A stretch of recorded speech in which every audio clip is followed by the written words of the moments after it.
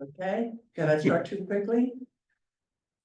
Okay, I started too quickly, so I'm just gonna read it again, sorry, you guys. Just. We are having a discussion and possible action to determine member Robin Jur's ability to participate remotely due to just cause pursuant to Government Code Section 54953J2, which allows for a board member to participate remotely for medical reasons. Is there any discussion? Is there a motion to allow Robin to appear that way? So, Is there a second? Second. All in favor?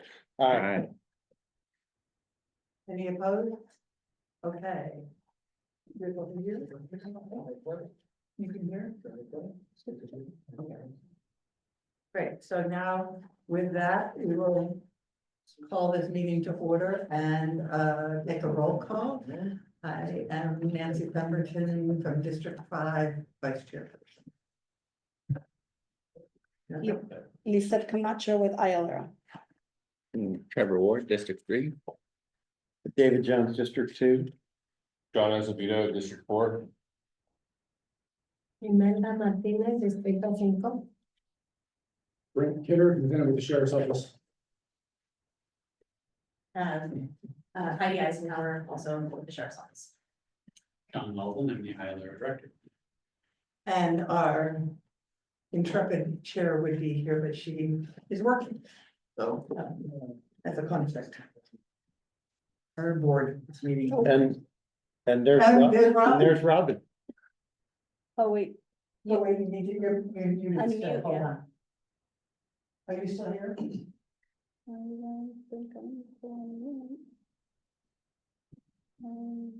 There, can you hear me? Okay, Robin Jers from District 5 and in District 5 right now. I mean, District 1. Yeah, and I'm in District 1. Sorry. Thank you, nice to see you, Robin. I'm sorry you're having medical issues. Yeah, me too. The next item, yeah, I bet you are. The next item is the approval of our minutes from April 2nd. There discussion or any amendments needed? Okay, everything. Without any further discussion, is there a motion to approve those minutes? So moved. The second, I guess. Second. all in favor? Aye. Hi, Any objections? Any abstentions? Okay, the minutes are approved.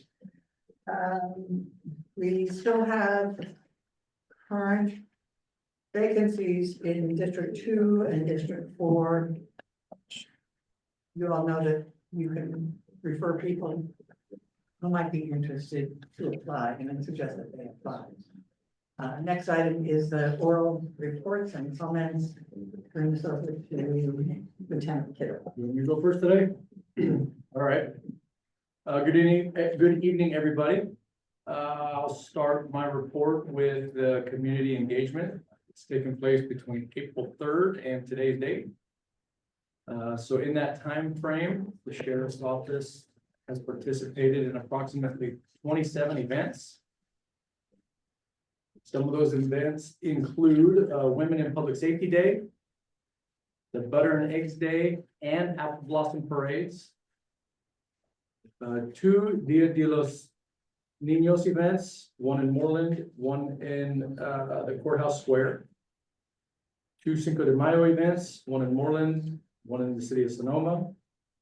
Our community academy is currently in session. Participated in the Lower Russian River MAC, which is the Municipal Advisory Council. Today was actually a Peace Officers Memorial Ceremony from the Sheriff's Office, which was open to the public. And there was, we participated in the Roseland Collegiate Prep Portfolio Prep Session, which I thought was pretty interesting. It's the prep school brings professionals into the classroom and helps students prepare for college and beyond by evaluating their senior project presentations. And then the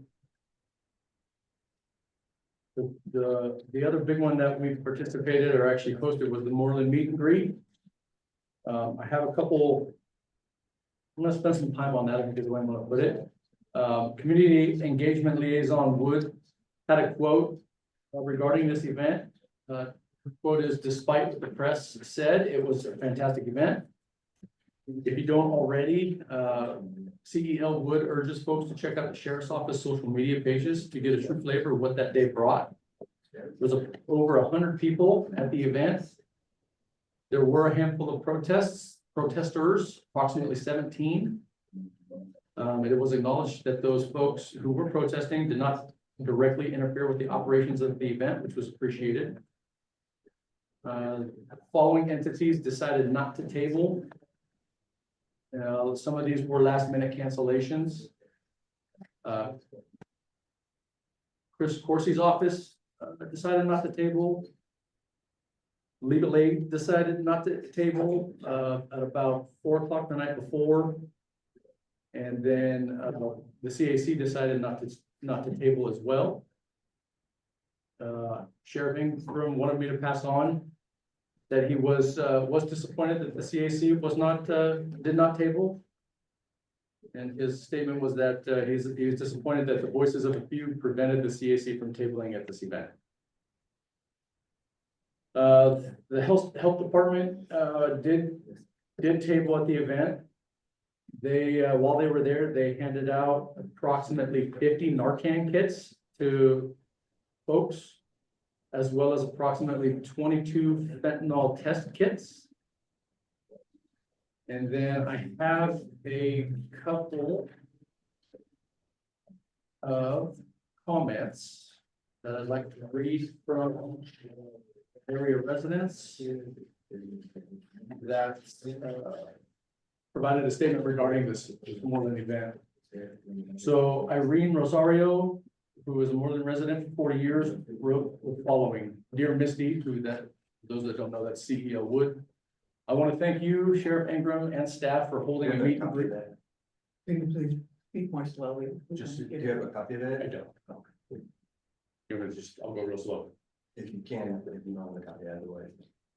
"Dear Misty, I want to thank you, Sheriff Ingram, and staff for holding a meet and greet for our Moreland community. While the tragedy of Andy Lopez will never be forgotten, it is time for our community to move forward in a positive direction and repair our relationship with local leaders and law enforcement. This is so important for the safety of our communities and deputies. I and many others look forward to building positive relations with the sheriff department.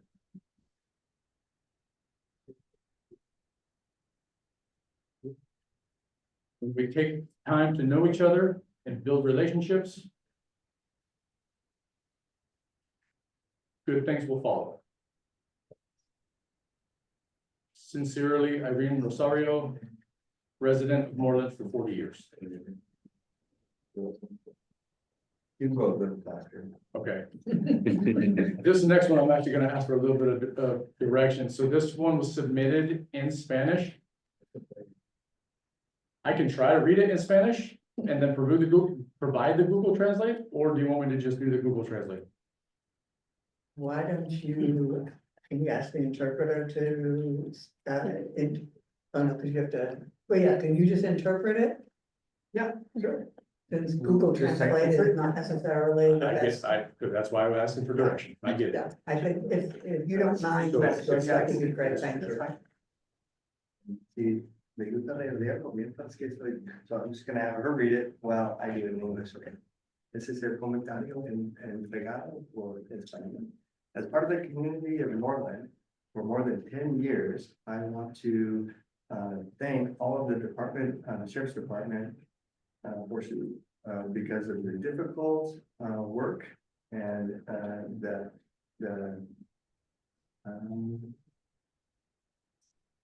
the profound and difficult work that you've been accomplishing. As a biological mother and also a temporary mother of families of the county, I value the presence of those agencies in my area and that security that is fundamental for all the communities. Thank you. And that was from a Miss Martha Almeida Masson, Masson. And then the last one, this person wished to remain anonymous, but wrote on behalf of the Moreland Neighborhood Action Team.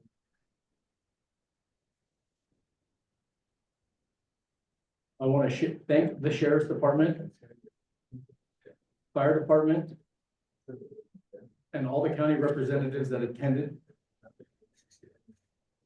the event at Andy's Unity Park. We accomplished a very important goal,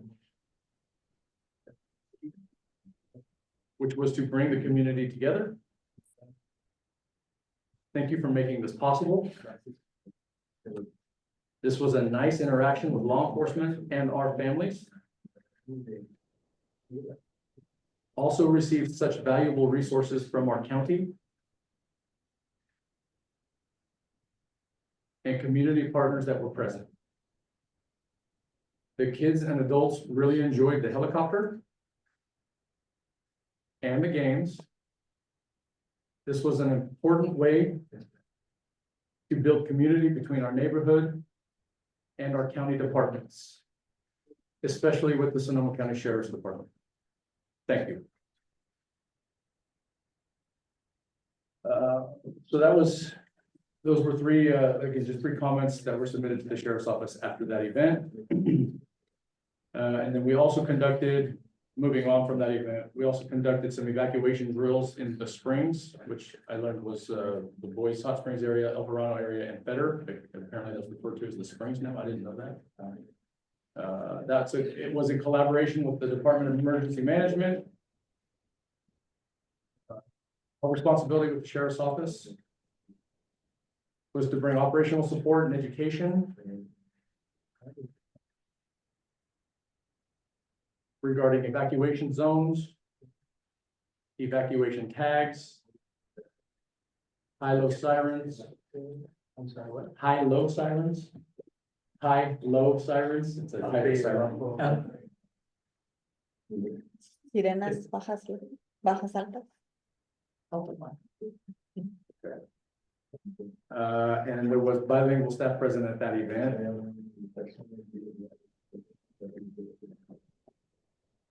Regards to training, the Sheriff's Office K-9 team is in the process of having their canines imprinted on fentanyl, with the goal to eventually become certified, to have their canines become certified in fentanyl detection.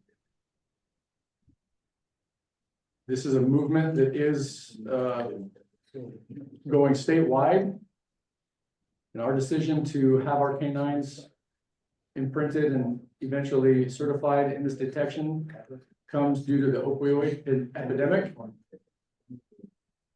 and its increasing effect that it's having on the juvenile population of our county.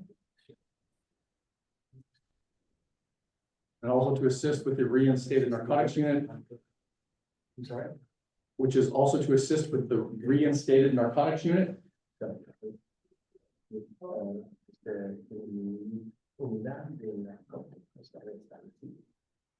Which one of the focuses of that unit is the opioid epidemic and enforcement related to that specific drug. And then follow up from last meetings, or from last meeting. There was a question regarding the ICE arrest at the probation department. The question was the individual who was arrested at probation, was that reportable to ICE pursuant to Sheriff's Office policy? The answer that we are giving is yes, it was. And we're not going to comment any further on that as the Sheriff's Office, since that was our only involvement in that incident. Any other further inquiries should be directed to Sonoma County Probation, Sonoma County Communications Team, and or ICE themselves. And then the last follow-up question from last meeting was reported that there were 418 incarcerated persons registered in the programs that were being offered. And the question was that actual registrations or was it individuals, meaning that, you know, maybe one individual registered for 2 or 3? I confirmed it was 418 actual incarcerated persons. And that is all I have. We're gonna withhold comment until all of the oral reports. Open for comment. Thing. All right. So, for our director's report, a couple parts. We had what Sonoma County calls a budget workshop, which is one of 2 budget presentations that every department in the county makes to the board of supervisors. As part of the process of setting the budget for this coming fiscal year, starting July 1. So our presentation, along with those of all the other agencies, were in mid-April. And our presentation pointed out is online, so you can go watch it, but we tried to get across a couple points. One was that we're thankful to the voters for creating our funding floor of the equivalent of 1% of the sheriff's office budget. That's very helpful in creating stability in our funding model and making sure we can retain staff. And we also are having the same challenge that a lot of other agencies are having in Sonoma County. Our funding has remained pretty stable, but inflation of various kinds, particularly for healthcare and retirement and staff salaries, outpaces kind of that stability in the budget. So like most agencies, we don't have more money to keep up with those costs. We have a relatively stable amount of money increasing costs at the same time. So we certainly have not been cut. Our funding has been stable or very slightly increasing. The cost of all the things that we pay for keeps going. So it's, in that regard, it's kind of a shrinking budget. And all the agencies in Sonoma County have this problem. So one thing you might see here at the CAC, depending on what our final budget ends up being, is that we'll have less money in. Excuse me, you taking photos? Oh, this is Karina from. Yes, Right, okay, I was just letting you know who she was. thank you, just wanted to make sure, I think we all agreed that we could be photographed tonight.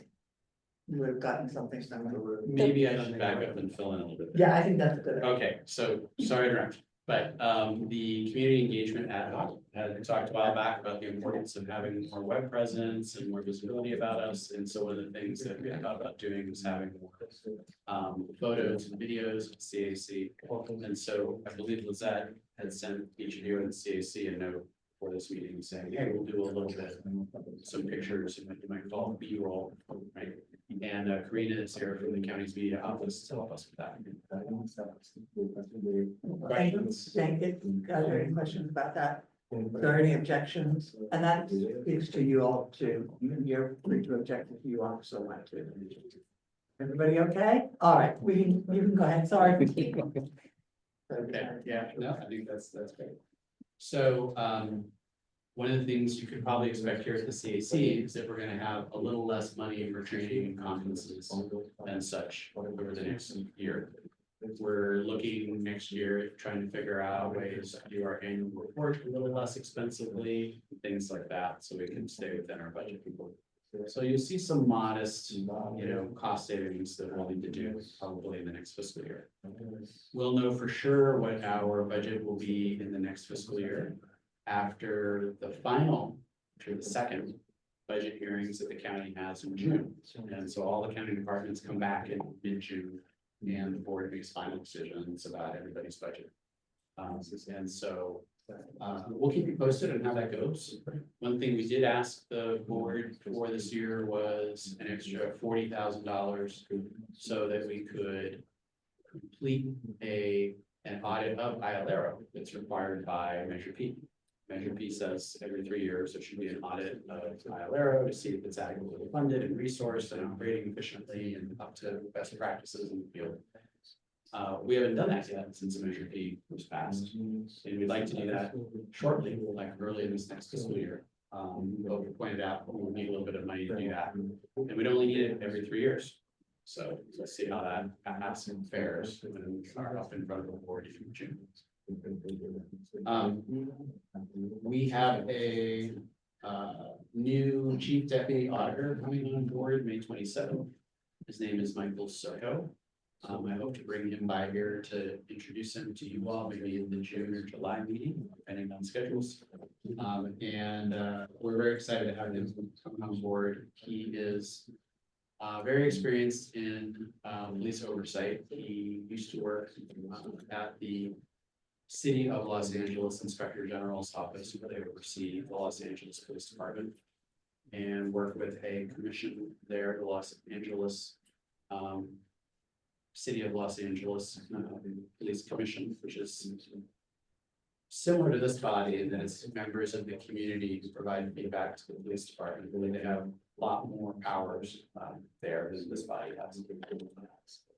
He also, for a while, was a sworn member of the Santa Monica Police Department, and he also used to be a public defender.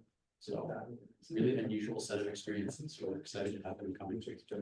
He's also been in your shoes on a police commission in Long Beach. So he's kind of done it all.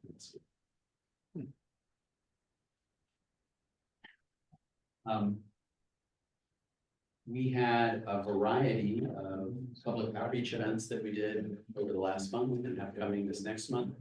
I'll pitch it to Lizette to tell you about some opportunities you all have in CAC to do some outreach with us. I'm going to flag two things that I thought were exciting. One was that along Karina, I was at the Cinco de Mayo events in Roseland. There were many in the county. That one was actually on the 5th of May, and had a great time there with a lot of other county employees doing outreach to the community. The sheriff's office was there too.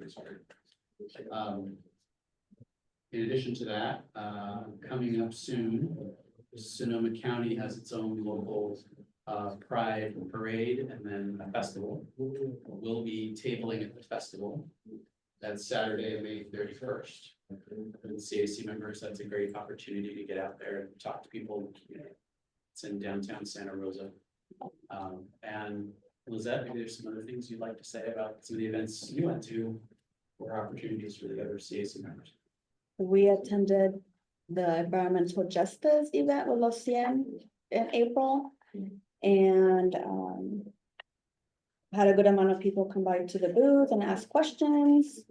CAC member Alberto Botello was there, and it was great to have him there. We also attended Sheriff's meet and greet on May 3rd. We didn't have a booth, but we attended. And we also had a booth on Sunday at the Cinco de Mayo event in Sonoma. And there is a pink sign-up sheet for the events that are coming up. One of them is Wednesday night market in Santa Rosa, Wednesday, May 21st, which is next week. And John just mentioned the Pride, Sonoma County Pride Festival. I believe that's 11 to 5 on Saturday the 31st. And I also, it's not May, it's in June. I also added the Petaluma Fair, which is 4 days, Thursday to Sunday, June 19th to the 22nd. And the time, I believe, is 12 to 8, maybe. But I'll send you all an email with the exact timing. Please sign up. And just a friendly reminder that if you sign up, please attend, or let me know that you're not attending, so that I know. Thank you. How distressing that you should have to say that. Thank you. Anything like that? No? Thank you. The next item is the CAC public correspondence report, and I don't think we have anything, to report on that. So I'm going to first open up this section to, CAC member comment. I will find a timer. Not for you guys, but for the public when it's their turn. So does anybody from the CAC want to have any comments or questions relevant to these two reports? I heard Lieutenant Kidder's comment that I guess came from the sheriff about the CAC tabling at what you're calling the Moreland event. Is that the Andy Lopez Park? Yeah, it was Event. the meet and greet Right. at Andy's Unity Park. Right, so I heard a comment that I think you ascribed to the sheriff about some determination that was made by CAC members or something not to table that. I'm not aware of any affirmative determination that was made not to table that. Does anybody know about that?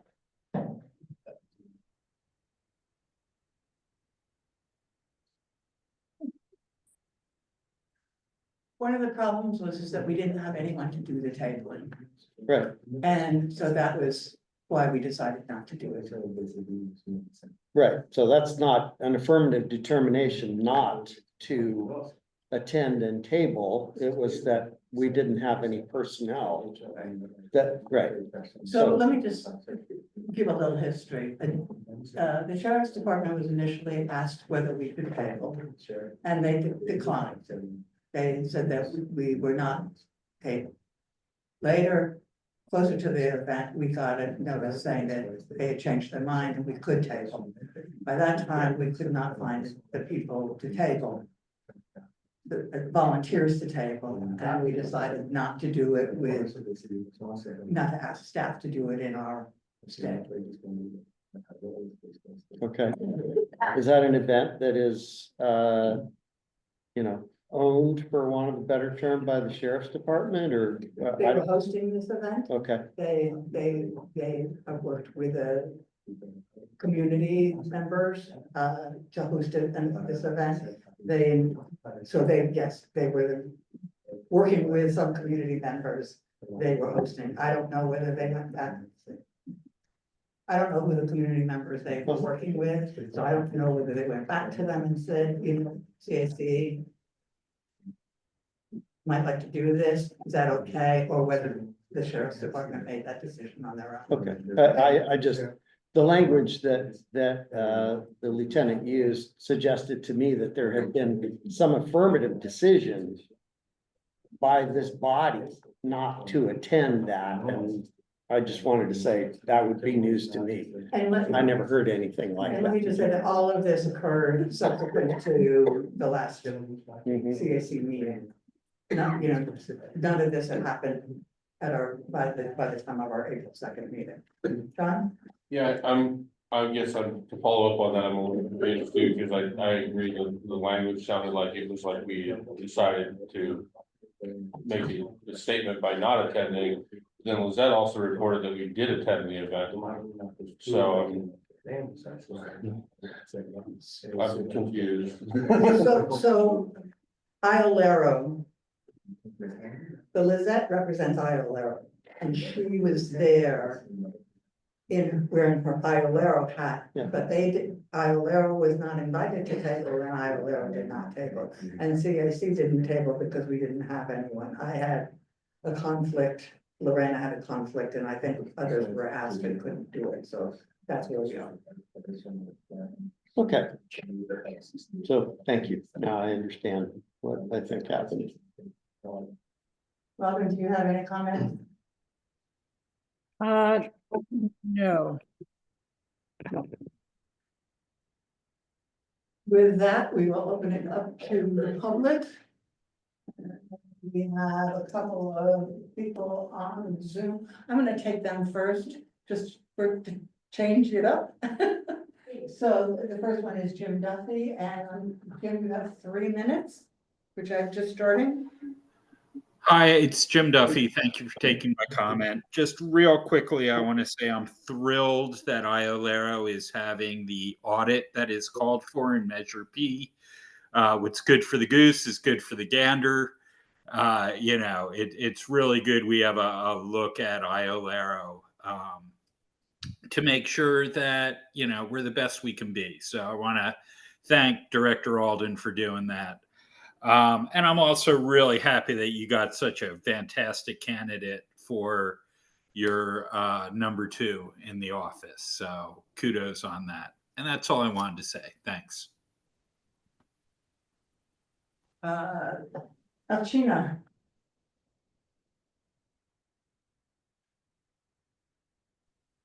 Hi there, this is Alcina. Thanks for taking my call. I'd like to just be another voice about the Andy Lopez Park meet and greet, because I personally received calls from people that are still hurting from that killing. One of them is undocumented, and so there's a split in that community. And so there are people in the community that really want them there, and people that felt like, could you please go somewhere else in Roseland? You have to go to Andy's Park. So I just want to say, I've been to see the sheriff. We discussed this at length.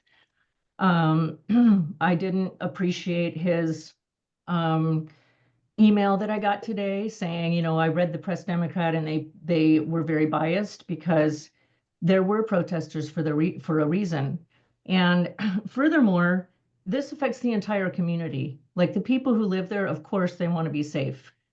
Absolutely. And of course the sheriff should be there, but there's still healing to be done and they could have gone to a different location. So I'm just going to throw that into the pot. I want that to be on record. I'm a voice for some people that don't have loud voices from that neighborhood. Thank you. Thank you, Alcina. Susan. Okay, I was there. I was the first protester to show up. And the organizing woman came up to me and started shrieking at me like a banshee about how dare I be there. She was just, she lit into me. She picked a good person because I don't intimidate. Wrong person. But she thought one person alone, okay, I'll take her on. But I explained to her that this was still sort of sacred ground for some people, and she shrieked at me that it wasn't sacred ground, and that the community wanted them there. And I do know that during the Coyote Task Force, there were a number of meetings that basically concluded that about half the community wanted more sheriff's presence, and about half the community wanted less. So it's definitely a divided community. But I think that if they had held it someplace else, it would have made a really big difference. And I also had a long talk with the sheriff when I was there. And he just said, well, we've gotten rid of all the bad actors and stuff. And well, you still rehired Eric Gelhaus. Excuse me, you want to know how the community feels about that? That's anyway, I plan to write to him, as Alcina did, and explain it a little more, but he said we were just divisive and disruptive and all stuff. And I've heard back from people who were really disturbed by the helicopter, because in today's climate, a law enforcement helicopter coming into a Latino neighborhood is scary. And that was really a mistake, despite the fact that children love to climb around and see a helicopter. And so that's pretty much what I wanted to say. Thank you. Thank you. Any other comments from the public? Any other comments or questions from the CAC members? Yes, Robin. Well, I will say from my perspective that I was one of the people who had originally said that I would table. But after discussing it with several other people, I felt as though I did not want to be a representative of the CAC at the event, which would have given the public, I thought, a statement of support for the sheriff being there. And I too felt as though it was an imposition on that community.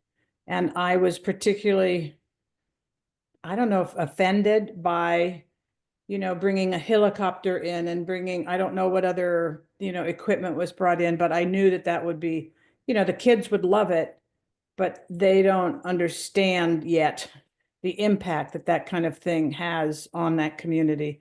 So I chose personally not to represent the CAC at that event because I felt like had I had the choice, I would have been a protester. I couldn't go because of my medical situation, but I had said I would go. And then I realized I would have rather have gone as a protester than as a representative of the CAC in the county. So.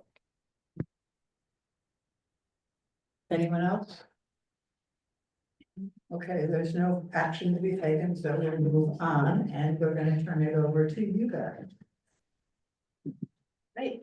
So I don't know, I think we need to give, who's that trying to set this up? Shall I stand or sit? You can do whatever you'd like. Yeah. The owl there should track you. Oh, okay, I was assuming that was the camera. Right. That's getting your car set. So the folks online can see.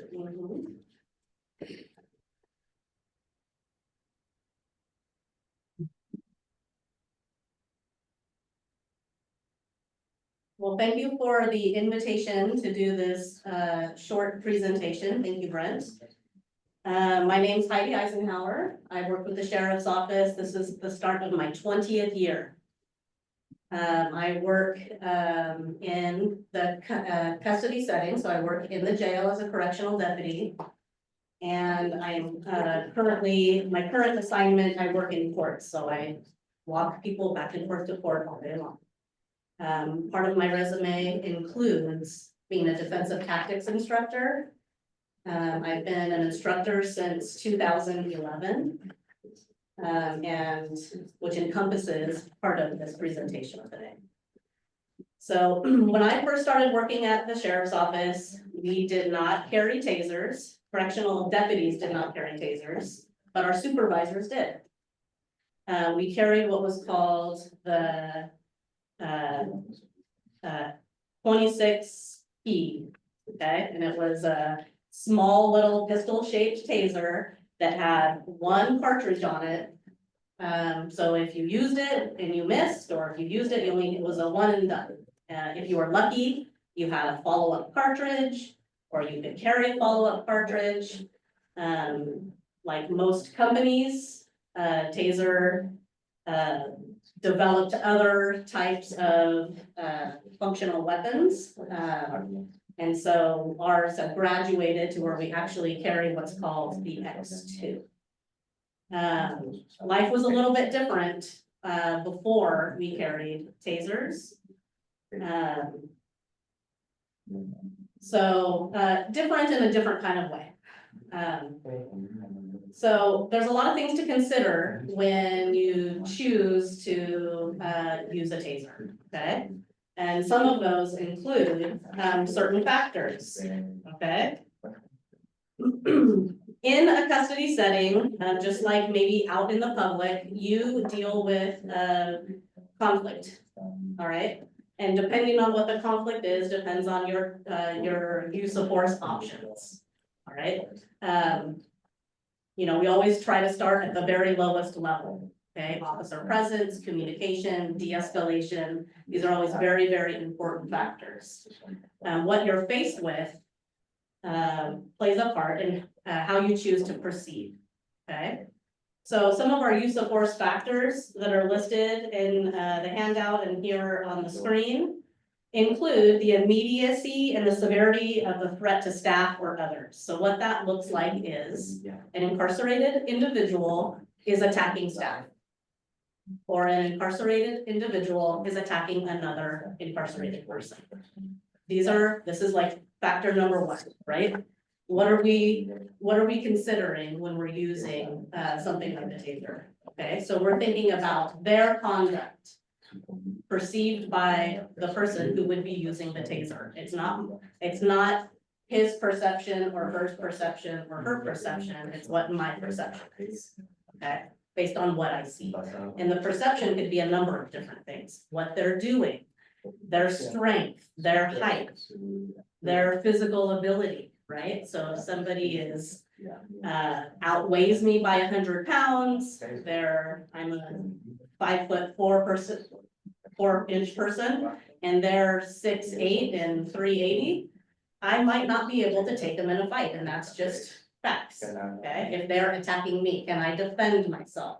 Can I safely get them in a safe situation? It could be their strength level, their skill level. We have people in custody who are college level wrestlers who use their skills. We have people who train in the community, martial arts, and they use their skills. And depending on whether or not staff trains is a whole separate situation, right? Can they meet their abilities, right? What's my fatigue or my exhaustion? What's their fatigue or their exhaustion when they're coming up and deciding whether you're going to use a taser, right? How many deputies are present versus incarcerated individuals? Okay, do we need to use a taser if faced with a situation, if we have plenty of staff there, or are you by yourself and you can't defend yourself with enough backup? What's the conduct of the deputy leading up to the use of force, right? The effects of suspected drugs or alcohol. Just because somebody's incarcerated does not mean that they don't have access to something called pruno, which is jail-made alcohol. They can get very intoxicated and very belligerent. They also could potentially be concealing drugs or smuggle drugs into jail and be using those. So their level of intoxication might be altered than normal. So what is their mental state or their capacity, right? Are they in psychosis? Are they, and on the other side, are they on the spectrum? Do they have a limited capacity? What's their ability to understand and comply with our directions, right? If they're intoxicated or if they're in psychosis, are they listening to our directions? Or are they in an altered state? What's their proximity to weapons or dangerous or improvised devices? Anything in this room could be used as a weapon. If an incarcerated individual is close to that black case over there and uses it to swing around, could that be used as a weapon? Do they have a jail-made weapon? People have time on their hands. And there are certain people who will try to make jail-made weapons out of anything they get their hands on, right? We call it contraband, and in custody, contraband is anything that is used other than its intended purpose. So we might give them all kinds of things, right? And they can use those or alter those to make them into something else. They can make tattoo kits, right? They can make weapons, something, they can use just a pen to try to stab you, right? So something that's as meaningless as a pen can be very dangerous. They're using it on you or another person. Okay, something else to consider, the degree to which the subject has been restrained or their ability to resist despite being restrained. So if we have control of somebody, adequate control, guess what? We probably won't use the taser because we have control of them, right? So some of these things are all things to consider and pay attention to. when you decide if you need to use a taser. To be continued, other factors, what else is available to you? Okay, so we also carry on our belt, OC or pepper spray, okay? And you have, usually it's a split-second decision, depending on what you're faced with if you need to use something or a tool on your belt. If it's an instance where you have two inmates fighting and it's mutual, you might choose to use your pepper spray or your OC spray because it might affect them both. They can follow your commands, whereas if you choose to use a taser, it might render one of them more of a victim than the other. Especially in a situation where it's mutual combat. We don't tase two people at once, only one person. So you have to kind of make that decision that your go-to might not be a taser in a situation like that. What's the seriousness of what they're doing, right? Of their offense or the reason that you're having this interaction with them. So it is not justified to tase somebody if they're cussing you out. Okay, just because it makes you mad, you can't do it. It's not justified. Okay. There has to be a violent physical threat to you or to another person. They're actively resisting. So those kinds of things. So it's not used as much as people think that it is. Let's see. Factors to consider are training and experience of the deputy. Okay, so I worked there going on 20 years. But we have 50 plus new correctional deputies who have been here less than a year. Their training and experience, even though I've trained most of them, we have a team though, right, is gonna be very different than my training and experience. What that looks like also is your life experience, right? How comfortable are you to talk to other people? How comfortable are you to be able to take a step back and look at the whole picture? And not just go to something straight on your belt that may or may not be justified. We definitely teach it has to be justified, right? And these would be the reasons why you would use it. Something else to consider, the potential for injury to deputies and anybody else. Okay, so you have 2 or 3 inmates or incarcerated people fighting in the day room. Let's say it's a 2-on-1 attack. But there's other people in the day room as well. Okay, so if you choose or to use it, and let's say you call for backup is there, maybe somebody else deploys it. You know, you have to take everybody in the room into consideration, not just myself, not just the person who's getting attacked, not the person who's attacking them, but everybody else. And a lot of that comes with training. If you have poor training and you have something like crossfire, that could be a bad thing, okay? If I'm in a situation where Brent is my backup, but I don't position myself well enough, and we have 2 people in the middle and we both are gonna shoot them, what's my potential to accidentally miss and deploy it on my partner, right?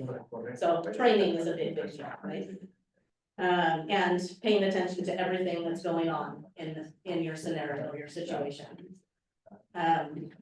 Another factor are they resisting? Are they attempting to evade you? Are they attacking you? Do they appear to be resisting? They have to be actively resisting. We don't just use the taser for no reason. So if they're resisting, yes, they would appear to be resisting. Or get away from us, stuff like that.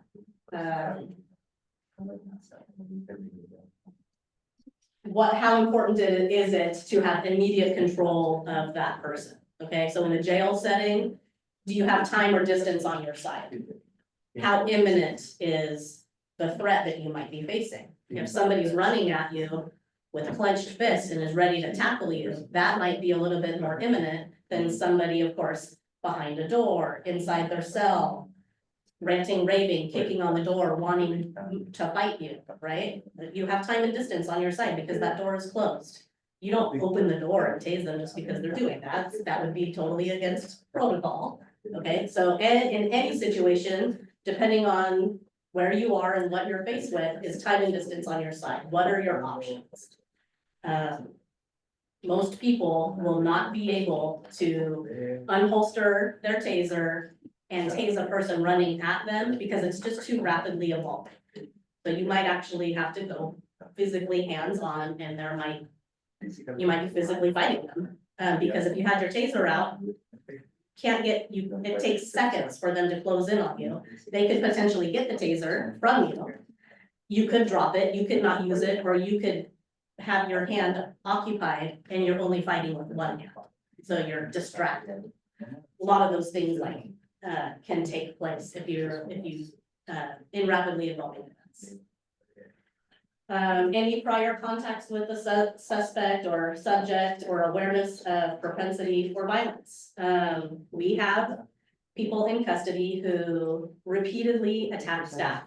So let's say I know one or two people in particular who have a history of every time you open the door, they kick you. Okay, I'm gonna remember that. So it's not like a blind contact where I'm just meeting them for the very first time. I'm keeping those things in mind. And most people do. We write reports on everything. If you're aware of what's going on, or if you're aware of somebody's violent history in custody, then you're gonna know who acts certain ways when they come out of their cell. Not everybody's like that, but there are certain people who, yeah, when they come out, they wanna fight you, they wanna fight staff, or they wanna resist you right away, just knowing those things. That's important factors to know. We had a person yesterday in the nothing to do with taser, but in regards to this, who staff was dealing with in a mental health unit. I was there to pick somebody up for court. And I remembered that this person in the past, 2 other times, and he doesn't come into custody very often, out of nowhere has tried to punch staff in the face. The people working in the unit did not know that. So I said, oh, this is the guy that, just be careful, because he does this out of nowhere. He just all of a sudden out of nowhere wants to punch you in the face. So would that make that person maybe a little bit more aware and maybe a little less relaxed, like, oh, he'll be fine, but just to be something to be aware of? That's kind of like what I'm getting at with the prior contacts. Any other exigent circumstances? In most cases where the taser is used, like I said, it's gonna be very elevated, violent, potentially, situation. We're not just using it for anybody. People can cuss us out all they want. We can get our feelings hurt, it doesn't matter, but we can't take it personal, okay? This is a professional setting. We can't just say, oh yeah, well, I'm gonna use the taser on you. Can't do that. You can't do that. It's specific to, they're fighting you, they're fighting or hurting another person, and you can't get them under control. So with that said, right, if you choose to use it, right, they have to be actively resistant or have assaultive behavior. So when a subject verbally or physically indicates their intent to inflict bodily injury, for example, that might be, I'm gonna kill you. Or I'm not gonna, something like that, something violent. They're actually threatening physical harm to you. That might be a factor, right? Also included in that is the deputy reasonably believes that there's an imminent danger of or violence. So everything that you're taking in at once. They might assume a fighting stance. So in normal, everyday human behavior, people are usually at a relaxed state. It would be weird if an inmate or incarcerated person comes up to you, invades your personal space, and takes a fighting stance. It might make you react like, oh, this isn't a calm situation, right? So these are all things to pay attention to, right?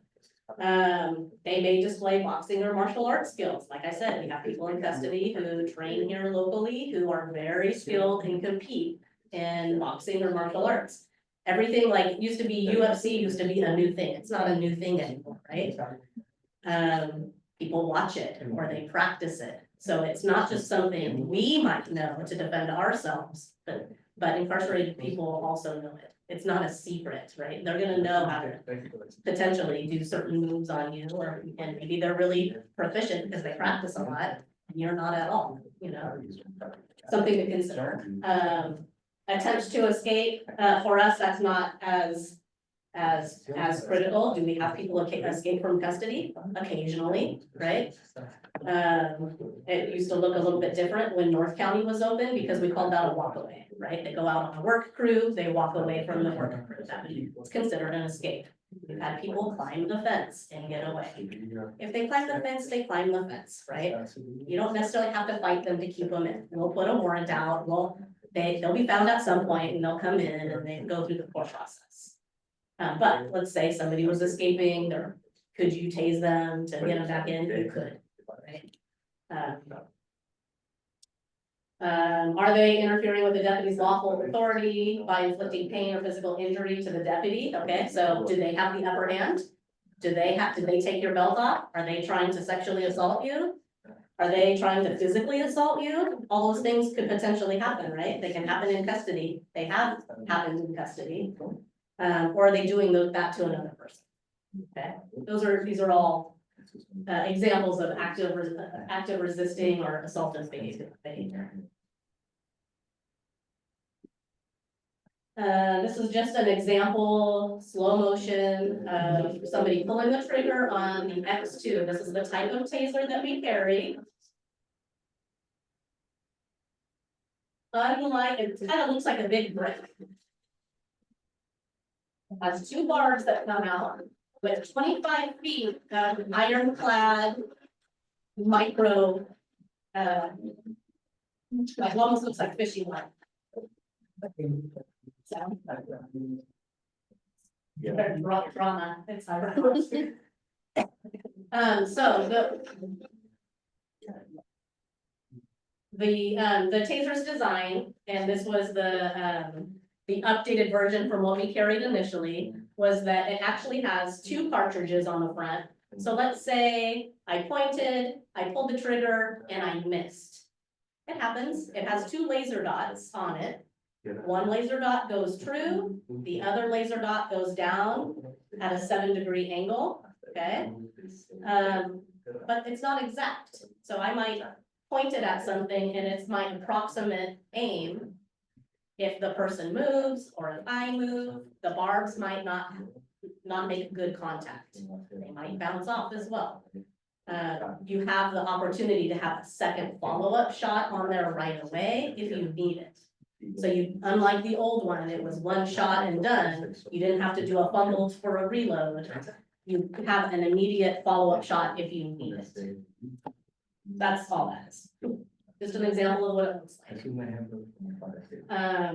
When it talks about a missed shot or a clothing disconnect, if somebody has layered up their clothing, okay, they boarded up in their cell, they know that we want them to come out no matter what, and we're gonna negotiate for them to come out as long as we can. If they're in harm's way, we're gonna go in and we're gonna get them out, right? If they use a taser to do that, to be able to go in, cuff them under power and get them out safely, they might layer up their clothes or they might hold up a blanket, right? If they layer up their clothes, those taser barbs might not go all the way through.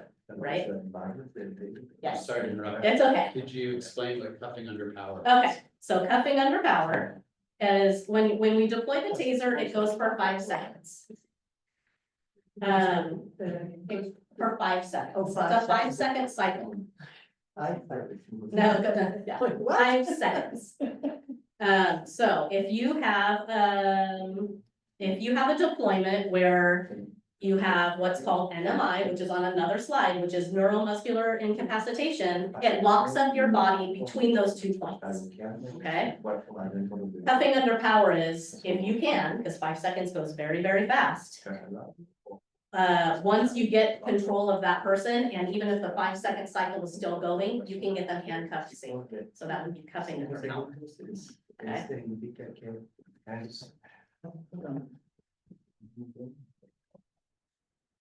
Okay, so statistics for us. I ran a quick report just from April to April when Brent invited me to do this presentation to get a good snapshot of, in the last year, when have we actually used the taser? What have we used? Okay, so out of 230 use of force reports, which include anything from escorts and all different kinds of things.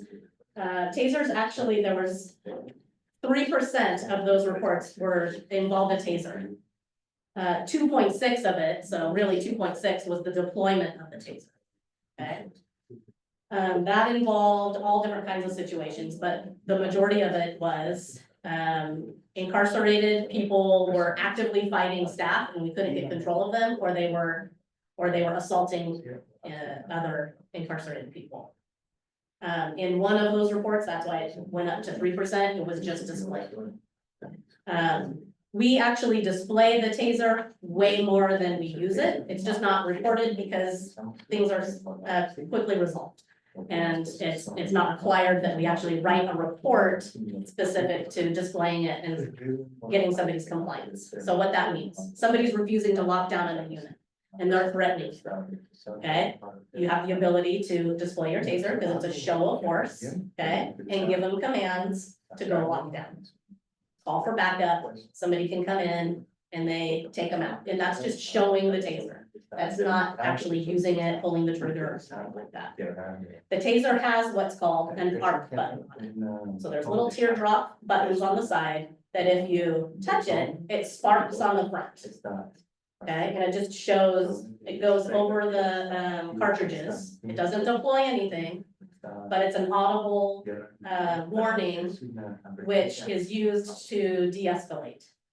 Okay, so can drawing my taser and giving somebody a warning be a de-escalation? It could. It feels like a lot because your adrenaline goes up and, oh, I have to deal with this person. But it can be just even displaying your taser could be a de-escalation. Okay, using that warning arc, that person might see it and go, oh, they mean business. I should probably listen to what they're saying. Okay, so statistics show like in the UK, 85% of their reports show compliance by using the arc. Okay, so that's used as a de-escalation type tool, as a warning. Okay, so that's one of our examples. So displaying or using the arc button to de-escalate, right? It increases voluntary surrenders or cooperation and helps stop conflicts from escalating. Okay, so it issues an audible warning directly over the front of the live cartridge, just like I just said.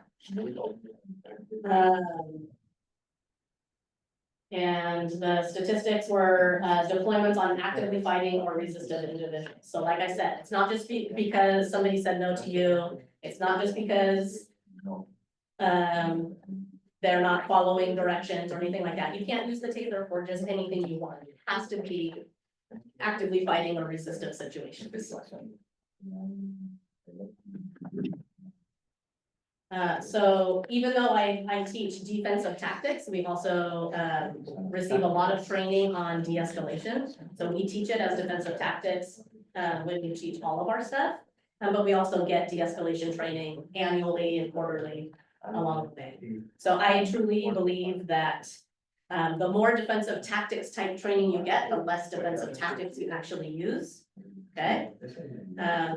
Being a mature professional people, right? Allow you to make wise decisions at work. So that's my own personal belief. I try to incorporate that in all of my trainings and try to, model that for the new people coming in. So that they know, like, you don't have to go straight to a use of force situation. Take a big picture. What do you see? Do you have time and distance on your side? Overall, the taser is used safely. It's used to safely gain compliance in extremely dangerous or unsafe situations. Okay. Like I said, we're not just going to use it for the measly, oh, he refused his meal today. Okay, I'm going to tase you. It's not like that at all, right? Something rapidly evolving, dangerous, or unsafe. And if you consider the fact that I work in an environment where I'm around the majority of people who remain in custody who are on their way to prison because they've done violent things in the community, that they might be also doing violent things in the jail as well. that just because they are in a custody setting doesn't mean they suddenly follow rules or are, no problem. Sometimes they, aren't, left to their own devices and can cause some bad situations. So exposures, we kind of talked about that. An exposure is somebody actually, receiving a deployment. It's 5 seconds. We talk about safe targeting in our training. So we don't target above, the chest line, okay? We don't target, we basically have kind of off limit type areas, right? Nowhere in the neck or head, nowhere in the chest, nowhere in the groin area. And the back would be a good target because we just have a big white muscle area in the back, but we teach safe targeting, right? We talk about effective spread. So what would be most effective for us is something that's over 12 inches. Okay, so if I deploy a taser this close to him, his whole body is not gonna lock up. It'll hurt right here, right? Just an inch apart from each other. That will not be full body lockup. It's gonna hurt, okay? If he's truly motivated, depending on if I'm this close or far away, he could potentially rip or break the wires, and then it's not effective at all, right? So I wanna be about 9 feet away from him, remember I have 25 feet, it's a distance tool. But I wanna at least have a 12-foot spread if I can, and the most effective spread, 12 feet, and then what they call splitting the belt line. Maybe one in the upper hemisphere and one in the lower hemisphere, right? The thigh or up here or on his back, depending on what your target is. That would be an effective spread. The electro pulse is only gonna go between those two arms. It's not gonna go out through your whole body, although it might feel like it does, because it doesn't feel good. I've been tased, I know what it feels like. It's gonna feel like that, and so it's important if you're exposed to it to think, could I fight through this? Could I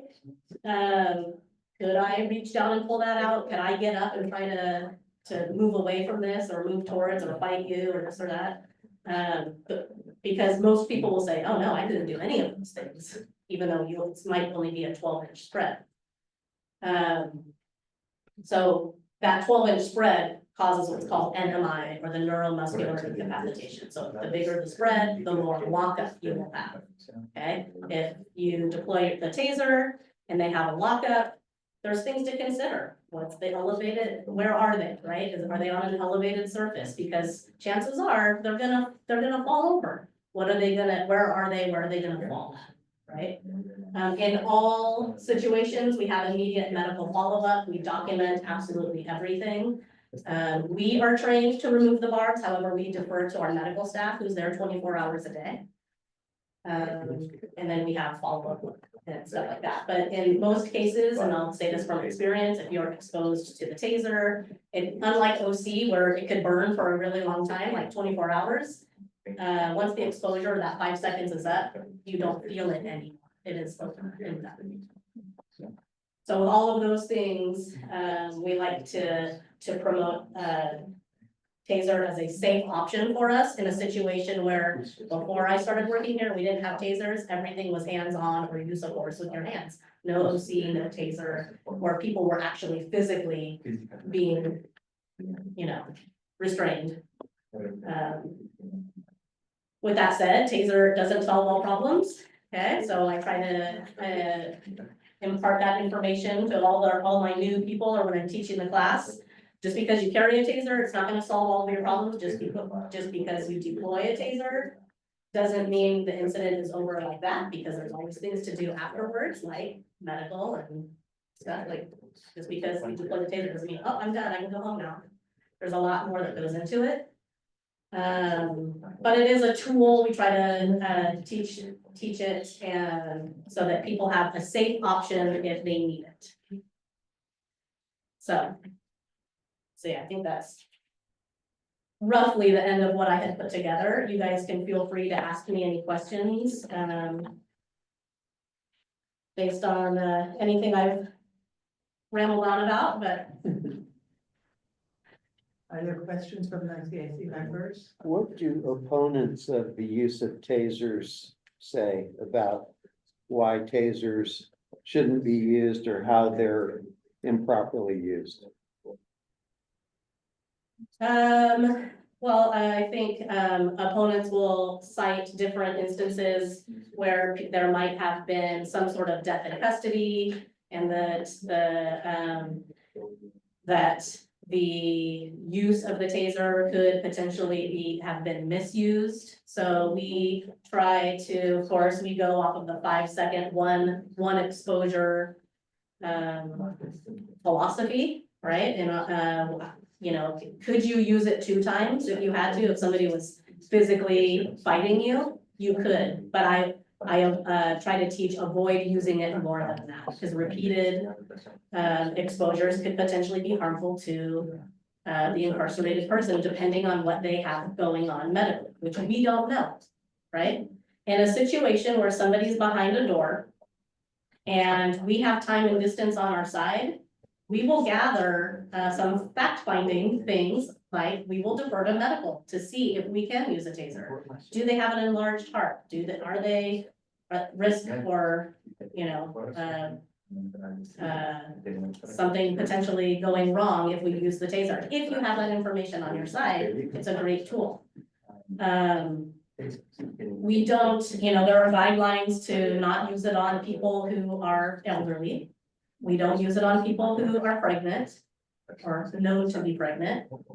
We are not in a position to use it on kids, so that's, you know, that's out of it for us. And we don't use it on people with like low body mass, people who are sick or infirm. Those are, can be common sense things, but we teach it anyways. So if we know that things are okay, right off the bat, or if we know that we need to defend ourselves or another person, you know, we're justified in using it. Opponents can look at historical data. We so far have been, I don't want to say lucky in a bad sense, but we use it in a safe manner where we haven't had death in custody. We do proper targeting. We teach those things to avoid any dart to heart issues that initially were raised when tasers were first implemented, where people did have medical issues when they were exposed to the taser. So I hope that answers some of your questions. So that 5-second space that you're talking about, is that something that the unit does on its own? Yes. It 5 seconds and then it quits? It's pre-programmed that if you pull the trigger, it automatically goes for 5 seconds. Okay. Yeah. And then the juice stops unless you hit the trigger again, then you can is that another 5 seconds? It would be a completely new use of force, and it is another 5 seconds unless you turn the taser off. If you hold the arc button and you re-energize what you already have, let's say I deployed the taser, I don't have to shoot it again to re-energize the wires if I needed to. I could hold the arc button and that re-energizes it, but you have to pay attention to how long you're doing it. And there's a little screen on it that tells you, it counts up, tells you how many seconds. I'm sorry, I'm just gonna follow up on that, 'cause now I got confused. So the Okay. second time, you're basically in control of how long it lasts. If you're using the arc Yeah. button, not the trigger. Right, Yeah. okay. Done? If you use the arc button and re-energize it, does that device record how long you've used it? Yes, it records everything. Everything is recorded. Every time you turn it off and turn it on, it's recorded. Everything is recorded. We download it. If I actually used it, I would download it. It's downloaded to evidence.com. I update all that information in my report, my incident report. I include the information like the cartridge, the expiration date, the serial number, all of those things. And then I automatically update it every quarter for firmware and just it records everything for the life of the taser. Yeah. What kind of activity generates the requirement for there to be reporting that somebody is gonna review? Like, is it simply the showing of the, No, or is it, okay. so typically how it's does going that to be work? if you actually deploy them. In the instance where I reviewed our reports so I can come up with my statistics. We do have a reporting option for use of force, and we have a reporting option for use of force taser, okay? So I reviewed, both, although I didn't go through all 230 reports because they didn't involve the taser. I specifically reviewed the ones that were specific to the taser use, read all of those reports. One of them, it was displayed. And that's how they coded it. We don't have a requirement that you have to, document every time and code it that way, every time you display it, specifically if you didn't deploy it. It just happened, and if it did, our use of force reports would be like insane. And then when it's not a use of force, where I'm not doing hands-on with the person, which is what we want to try to capture that information. If we just use it as a de-escalation tool, we're not reporting it like a use of force. Even if you display the cards. Correct. So what's the protocol for, once somebody has written or, okay, so they've deployed the taser in the jail, that's what we're talking about now, right? Specifically to the jail, yeah. In the jail, they've deployed the taser. When that event is done, or when their shift is done, however it works, they're writing a report. They're writing the report before they are off duty, yes. Okay, and then what happens to that report? It goes to their supervisor and it gets audited. They have a use of force audit that they take care of right away. They document it as well in their own reporting software. And then it goes up the chain of command to the lieutenants as well, and it's all audited that way. So one supervisor and then one lieutenant for a standard kind of deployment with no complexity, let's say, events that cause, you're right, okay. So it's got 2 clicks Mhm. above. Yeah. Any other comments or questions from the CAC? Robin? Yep. Wait a minute. Yeah. Okay, I was curious about the language and interpretation issues, because I think you said something about if somebody's not responsive, or if somebody, is just isn't responding to any commands or something like that. What if the deputy that's in charge is not a, say a Spanish speaker or someone like that? How does that get handled?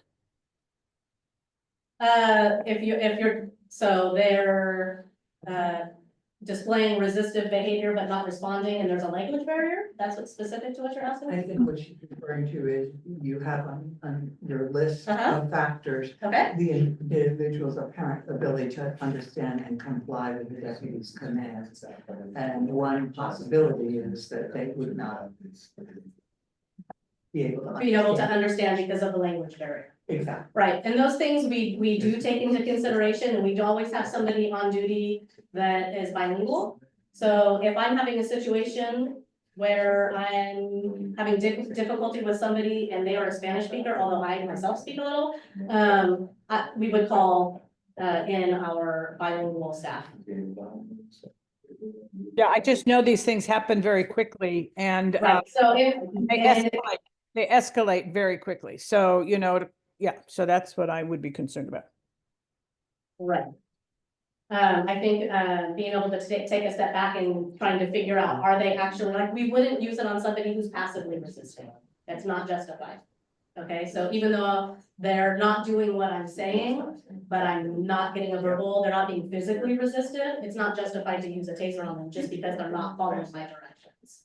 In a situation where I potentially have time and distance, I'm gonna use that time and distance. If they are a Spanish speaker or any other language, and they're coming at me in a violent manner, I have to interpret the threat that I see. And I might not use a taser depending on what I have going on, but I might physically have to get them in handcuffs or something like that. Whether they understand what I'm saying or not, if they're being threatening towards me, we have to make sure everybody's safe.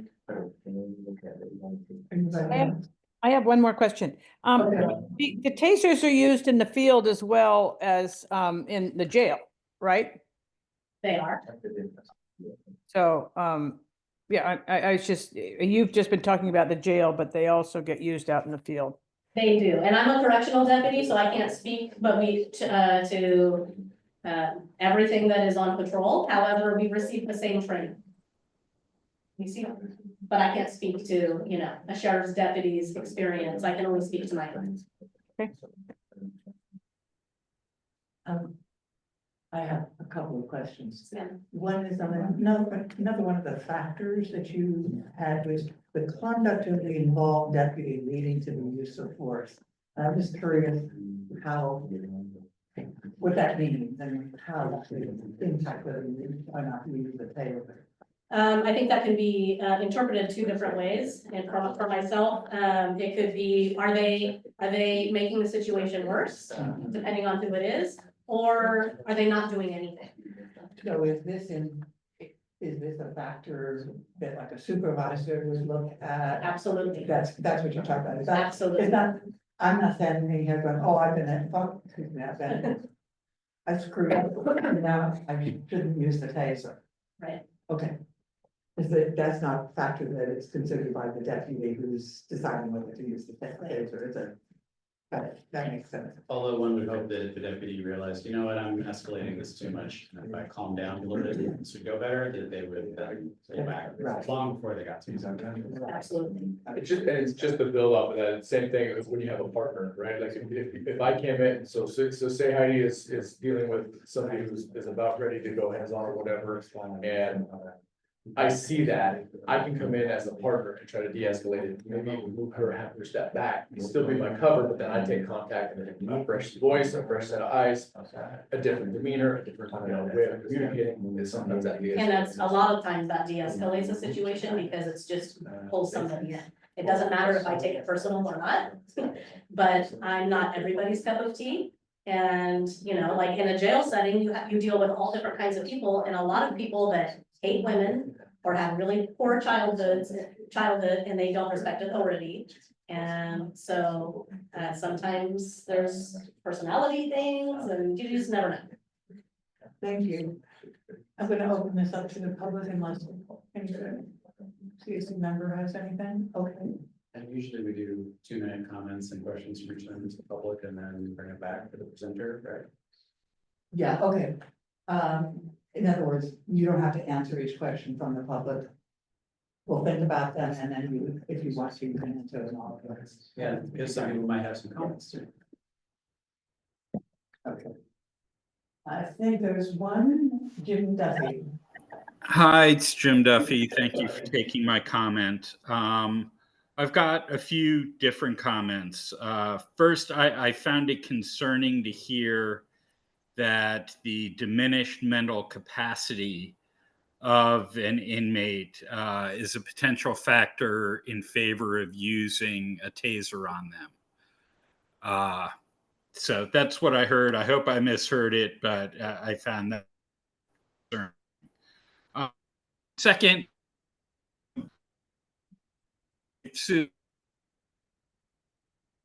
You're breaking up, Jim.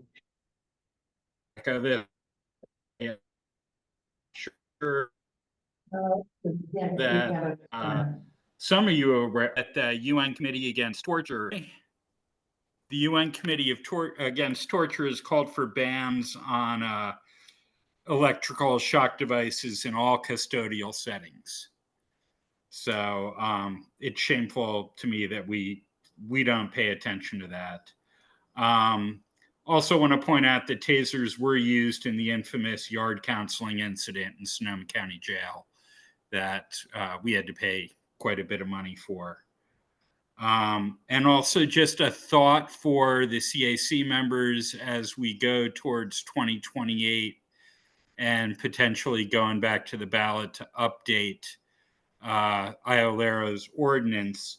Should we put something in there that talks about all tasers used in custody should be reviewed by IOLERO? Since there's not a lot of them, it doesn't seem like it would be a huge lift for the office, but I may be wrong.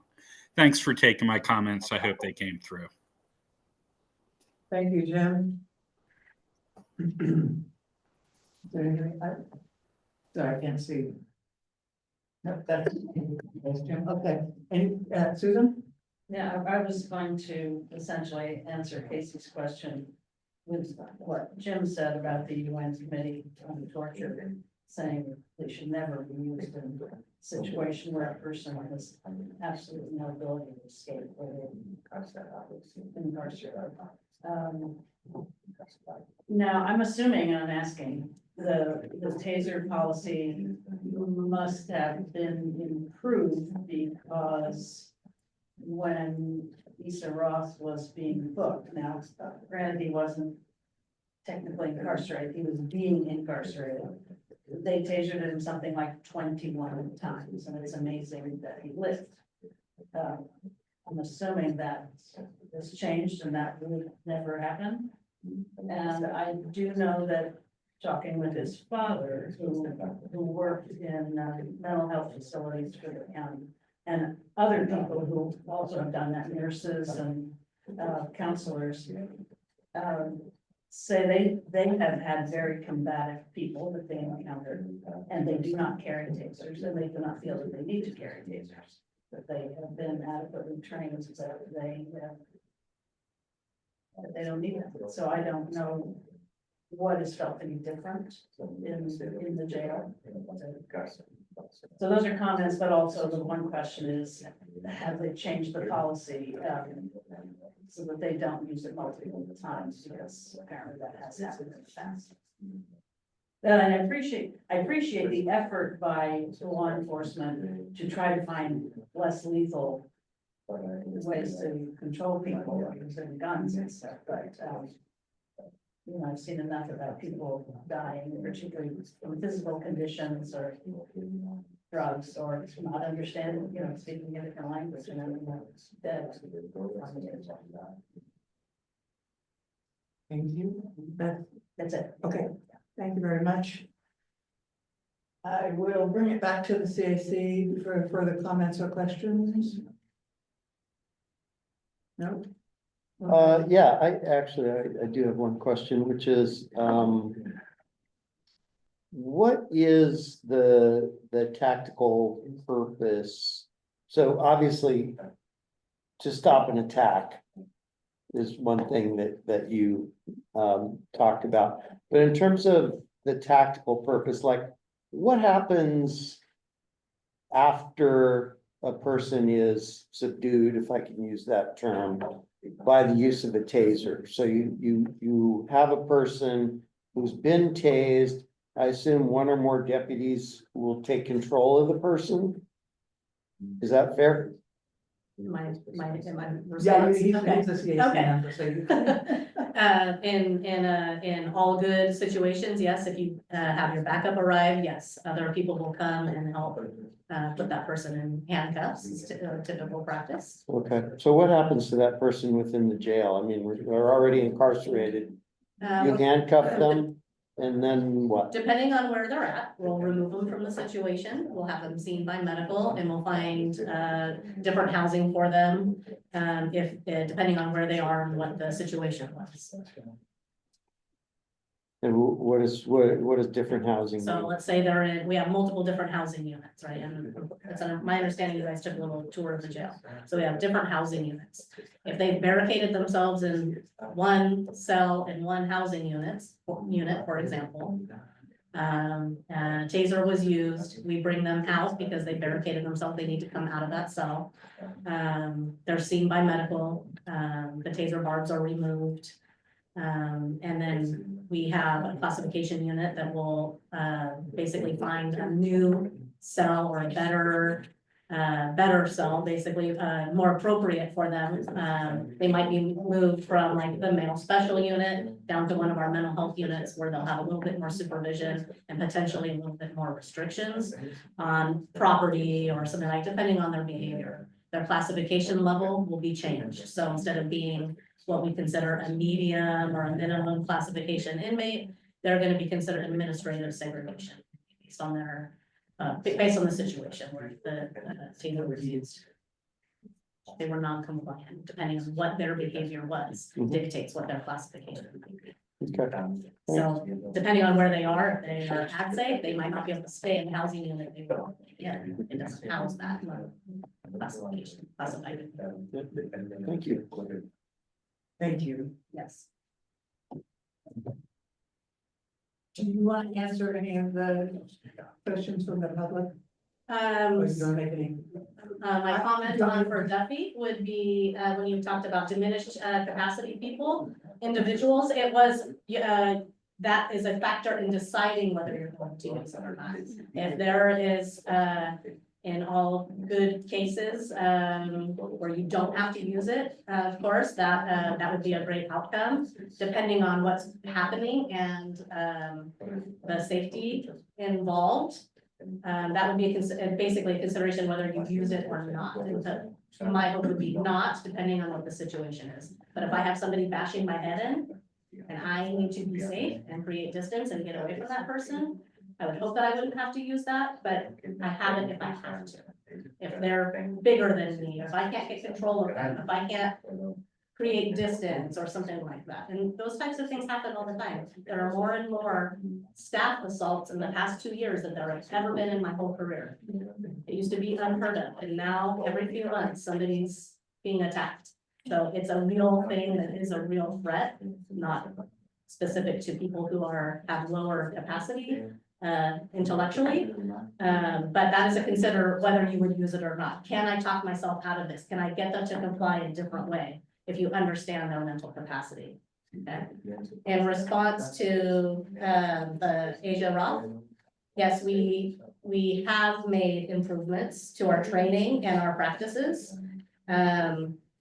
We implemented other what we would consider under the umbrella of restraint devices, where we could potentially restrain somebody who's actively resisting, and if somebody's knee-jerk reaction was to use their taser, which was ineffective, they would have an opportunity to put this person and restrain this person safely and take a couple steps back without having to feel like they had to go hands. And that's something that was implemented very, very shortly after that. And I specifically, because I was around for that, I talk about that in my training all the time, and we talk about the definition of insanity and how we think broader and in broader terms, so that you don't just keep doing the same thing over and over that isn't effective. What else could we do? So. Can we ask Mr. Duffy if his question was answered? He's not there. Oh, he's not there? I just wanted to make sure, just to clarify that the factor that was listed on the slide of someone with diminished mental capacity isn't justification to use it. It's we take that into consideration in making the determination of use. It's not just because this person has diminished mental capacity, we can use it. I just want to make sure that we're clear on that. Okay. I understood that, yeah. Okay. Okay, well, with that, I want to thank you very much for your time, and I know you took time to prepare it and have to come here. Thank you very Really much. appreciate it. Good questions, I appreciate it. Yeah. Thank you so much. Thank you. Really appreciate it. All right, thank you guys. Deputy Eisenhower is gonna take off. She's part of our housing negotiations team. So when she talked about de-escalation and taking time and distance, she's becoming an expert on that. So. Go back to training right now. Okay. Thank you very much. Bye-bye, thanks. Okay, we're gonna move on to, our 3 business items. The first is the discussion and possible action on the, work plan of the community engagement on ICE ad hoc committee, which is Right after the begins at page 11. Yeah. Yes. Yeah. Take a quick break. Yes, oh, I'm sorry, I didn't hear you. I'm sorry, I just. Please, go ahead. Am I doing an overdrive? We'll all take let's take a 5-minute break, okay? And just, unless there will be an objection. No, you don't, I think. Okay,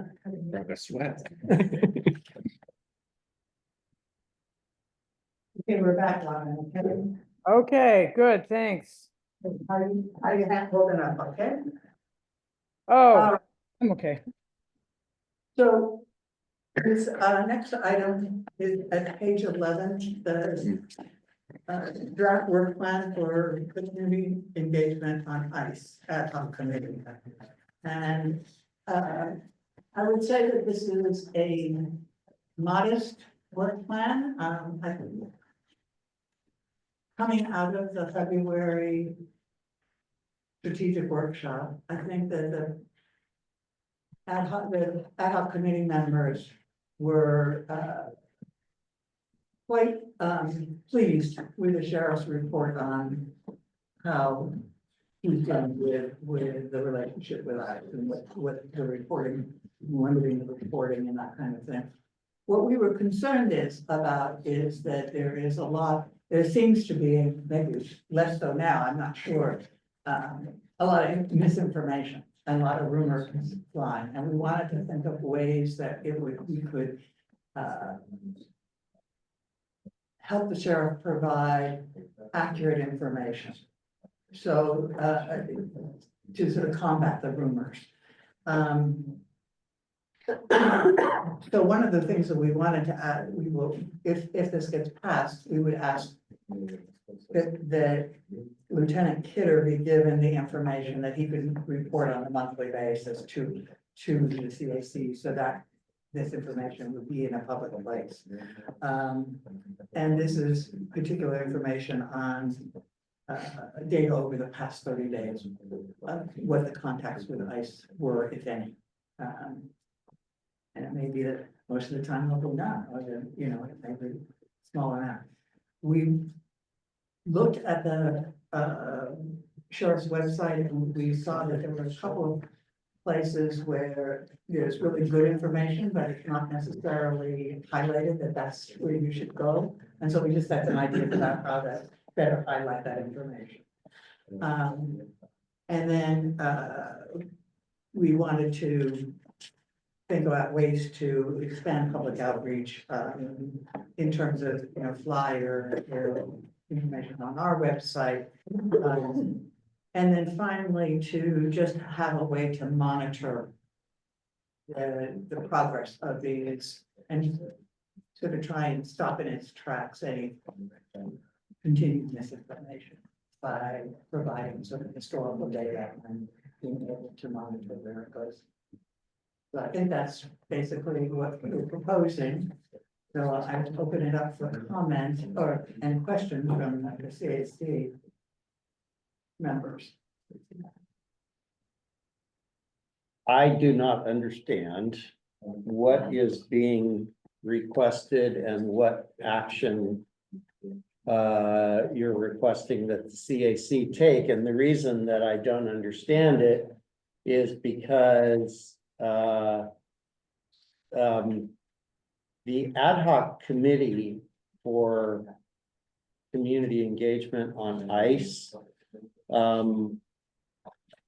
is it the perception that you require some action by the greater CAC in order to communicate to with the sheriff's department? All of our work plans, last month, we adopted work plans for all of the other ad hoc committees. Okay, This committee had just been formed and we didn't have a work plan, so we're Okay. just coming back to you now and asking you for approval in the same way that you approved the work plans Gotcha. of other ad hoc committees, and I'm sorry that I didn't make that clear. very That we're good. just asking for approval of the overall work plan, and just as we did for the others, it's just that it's not ready.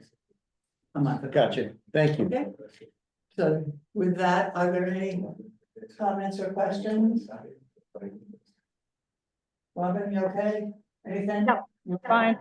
Okay, and I will just point out that right now, the ad hoc committee is Robin, Alberto, and myself. And we do have a member of the public who has asked, would like to participate, so we may have that person. So if there are no further questions or comments, I'd like a motion to approve this. So moved. And a second, Second. all in favor, Aye. opposed? Thank you very much. That's great. The next item is amending another amendment to our bylaws. We are proposing that we begin meeting on the second Wednesday of every month instead of the first Wednesday, which would require a change in the bylaws. I'm sorry. I'm trying to see what page that is.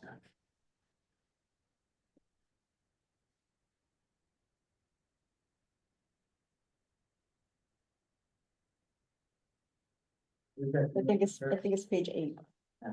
Oh, yeah, there it is. So the proposal from your officers is that we amend Article 4 of our bylaw, Section 1A, and schedule that we would move from the first Wednesday of the month to the second Wednesday. I gave you all a list of other commissions, councils and boards and when they meet to help you. Did everybody see this? And if I follow right, Liz, that looks like the only other group that we found here that would conflict with Friends. the Springs MAC or Municipal Advisory Council. Mhm. And I know they're interested in hearing from us, so we'd have to find somebody who's normally here at a CAC meeting to skip a CAC meeting and go over to that meeting to do a presentation. Not every month, though. No, just once a year, maybe, or something. Yeah, okay. Yeah. So, are there questions or comments or? Robin? Nope, no, I didn't understand from, the notice in the agenda, why it was being changed, but I think I understand that now. I mean, In part, it's because of some conflicts with the beginning, the first weeks of the month, the first Monday because of holiday and then you run into some trouble. okay, We just found that Mhm. it might work better. We think it might work better. okay. So any comment from the public, which I forgot to ask them. Okay, so, with that, I will take a motion to amend the bylaws. So moved. Thank you, John. Is there a second? Second. Thank you. Any other comments? All in favor? Aye. Opposed? And then our last item is the question about our summer meetings, July and August. So we've resolved one issue, which is, hold on, was that the July meeting was falling on the week of For the July. July 4th. Mhm. It will now be July 9th. So I guess the question is to make sure we have a form, whether people have plans to be out of town in July or August that would interfere. And again, now we're talking about the second Wednesday of the month, not the first Wednesday. It'll be July 9th, July 9th and then August August 13th. 13th. Almost the July 9th, but you don't need to be for quorum, so. Okay.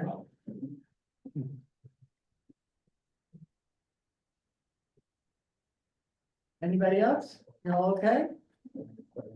Does anybody want to suggest that we? I mean, we usually do cancel one summer meeting. So, we can cancel the July meeting and then, who wouldn't do that?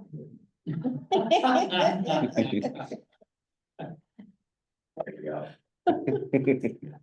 Thanks. Anybody else? Does somebody want to make a motion to do that? Cancel the July meeting. So moved. Thank you, John. Is there a second? Second. Thanks, Trevor. All in favor? Anybody opposed? Because I love meetings so much. You okay with that, Robin? Yep, I voted with my hand. Okay. We'll have Lizette work with ISD to make sure that change puts up our website. Yes. Thank you all very, very much. I am going to suggest, given the late hour and the tired faces that I see around the room, and I know the tired face that I have, is that we skip the ad hoc meetings tonight, and that we just see if there are any reports that we want to give on our ad hoc before we adjourn for the evening. Well, we have a couple of other items. So, that's okay, we're gonna table number 7 and 8.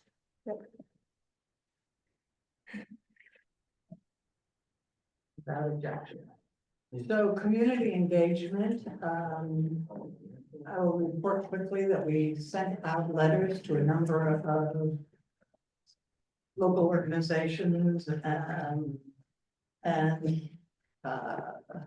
haven't heard reports, I haven't heard back from anyone that I sent one to, but I hear that Nelda has,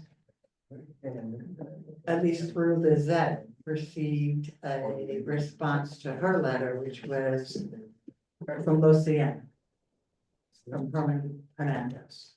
So that's great, he wants to find ways for us to work with Lucian, so that's really great.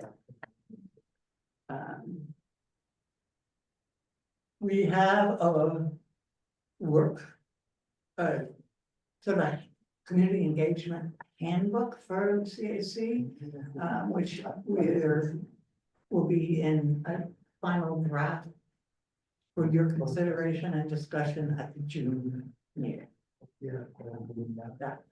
And that June meeting now, everybody, will be June 11th. Okay.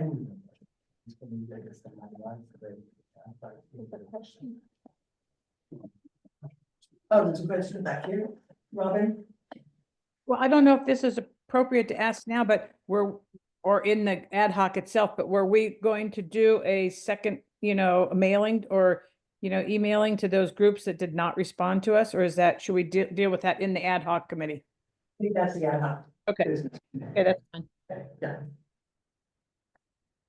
Okay, so June 11th will be our, and then you had something you wanted to mention. If you're done with your community engagement report. Basically, yes. Okay. Did we remember to take public comment on 3 missions together? On 2 of them. Okay. Those, I forgot on the word plan. Probably. I will ask if anybody, before we leave, I will make sure that we get public comment, opportunity for that. Thank you. I think also the motion to skip 7 and 8, I think you have to vote. No? Motion to skip those. I don't think so. That's just Okay. tabling. We just tabled. Got it. Thank you. I think I can table without a motion. Okay. Ripa? Anybody here from Ripa that wants to report? Yeah. Sure. We're having a committee meeting next Thursday, and then we are going to meet with the sheriff on June 4th. Make our recommendations to the sheriff's department and have a little pre-meeting next Thursday before we do so. So we're finally kind of getting everything together that was on the calendar. So, Very nice. Policy recommendation review. K9. Yes, we are on track to present a report and a set of recommendations for the CAC to adopt, recommendations for the sheriff for action regarding policy changes to the sheriff. We'll present that at the next meeting now on June 11th. I think we have to submit, so it sounds like we have an extra week to submit materials for the agenda, and maybe that's until June 23rd now, May 23rd. May 23rd now. We have asked for input and received input from IOLERO staff. We've asked for input from the sheriff's department. I think that's in the works. So we are on track. I want to make sure to ask everyone now that when that agenda is published and when the draft report and the draft recommendations and a draft one-page summary for more general distribution and understanding for those in the community that are not going to read a multiple page report. When those drafts are circulated by Lizette in advance of the June meeting, please go through them carefully. Please be thoughtful, come with questions, come with comments, come with what you don't like, come with what you think is missing. We'll have that one last opportunity to finalize the report and to adopt, hopefully, recommendations to make to the sheriff. And I want to make sure that everybody has thought through what's presented there as thoroughly as possible before the next meeting. Thank you. Can I say one thing? Just add to that? Sure. Given what he's just said, what I think when we go through these reports and we've heard them reported out at lots of our meetings, and so people are very familiar with some of these issues, it's important to read this report as though you're part of the public also. And, you know, would this make sense to you if you didn't know all the issues? That's just the piece that I would like to ask people. Thank you. The community engagement about ICE is already done, but you've got that, so we'll be taking our next steps. I'm gonna take the opportunity right now to open public comment for both for the ad hoc committees, including the work plan for the community engagement. So we'll open public comment to that right now.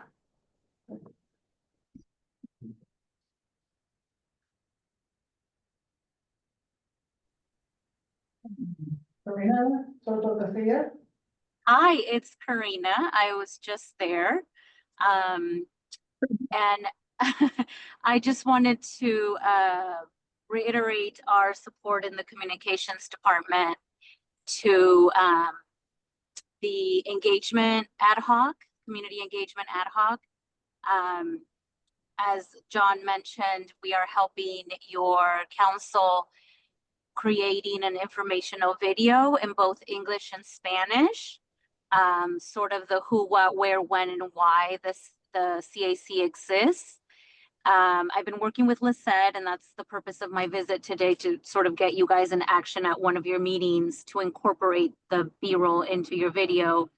And by the end of this week, I should have the final draft to Lisette and the outreach committee for your review, and then you can share at your upcoming meeting in June if there's any edits that need to happen. I'm happy to work on those revisions, but thank you for the opportunity to help your CAC. I used to work formally with former supervisor Susan Gorin. I facilitated the Municipal Advisory Council, so I know how important community engagement is, especially with the type of work that your council does. So, you know, big applause to all of you for dedicating your time and efforts to the CAC and to all the work and trying to get community participation, community engagement, and community involvement, filling in your vacancies and whatnot. So happy to be of support, and congratulations on the work that you're doing. Thank you. Thank you, Karina. Any other public comment on those particular issues? Yeah, Susan. I just had one question. When you were talking about, the ICE group, the ICE ad hoc, and you were talking about combating rumors and stuff, and I wasn't clear what the rumors were. I know that, the rapid support teams, the volunteer ones, are reporting that they get, like 80 calls a day and stuff like that, and there's only actually been one ICE arrest. Is that what we're talking about? That kind of thing, yes, or that, whether or not the sheriff was involved in an ICE Right, event, that kind of thing. right. Okay, I just want to make sure. Understood. Anybody else? Okay, we have now done the reports, we've got the public comment on the report. And now we are open time for public comment on anything that's within the purview of our mission, but is not on the agenda tonight. Susan. Okay, this actually probably relates to the ICE ad hoc, but, someone just sent me today some information that I have not had a chance to research. And it's not local, but it's about, some regulation 287G whereby Trump is federalizing local, law enforcement agencies, primarily sheriff's offices. And apparently at this point, it's voluntary by the sheriff's offices. But it might not always be. And I assume this is a real thing, but as I say, I haven't looked it up. It's not something that I would see our sheriff leaping to do and volunteering. I don't think he would do that, but I just think it should be something that should be under consideration and aware, that there be awareness within the ad hoc that this exists, and it might become something that is no longer voluntary and it's mandated. And what would our sheriff, how would the sheriff's office respond to something like that? And we need to just have a heads up and be prepared for that possible, whoever knows what he's gonna do. He does it, and he doesn't do it, and he doesn't get it. But, just to know about it. Thank you. Anybody else? Okay, we now have, number 11 on the agenda is request for future agenda items. So this is open first to CIC members and future agenda items.